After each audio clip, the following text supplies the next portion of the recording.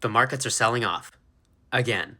So here are 4 stocks that I'm looking for a big move this week, and here are my setups.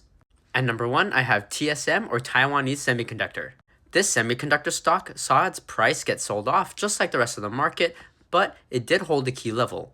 The stock sold off pretty much all day, filling a gap down at 328. In the after hours, it did hold above this level, and I like calls on this one.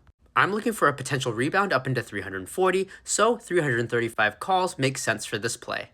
If the stock breaks down below 328 and 325, then I'm no longer interested in getting calls, and I'll most likely flip to puts. At number 2, I have Nvidia. Nvidia has some fairly tight price action going into a wedge. It failed to break out to the upside, and now we've gapped down below the bottom trend of the wedge. With the stock breaking down below 180, I'm looking at 170 as the next key level for it to hit. I'm targeting 170 calls on this one, keeping it fairly tight. At number 3, I have Tesla. Tesla has a very similar chart to Nvidia with that gap down because of the tariff news outside of the upper trend, so I'm looking for puts on this one.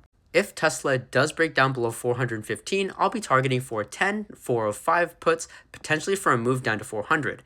If that breaks down, then 380 is very possible. And at number 4, I have Coinbase.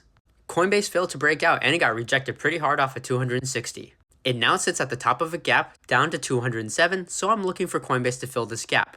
With the crypto bill being delayed, with Bitcoin dumping, and with overall market sentiment shifting more towards bearish, I'm liking puts on this one. I'm targeting anywhere from 210 to 215 puts because I think the target down to 200 makes sense. If you want to know exactly when I get into these trades, you have to join my community, so type stock in the comments below and I'll send you the link.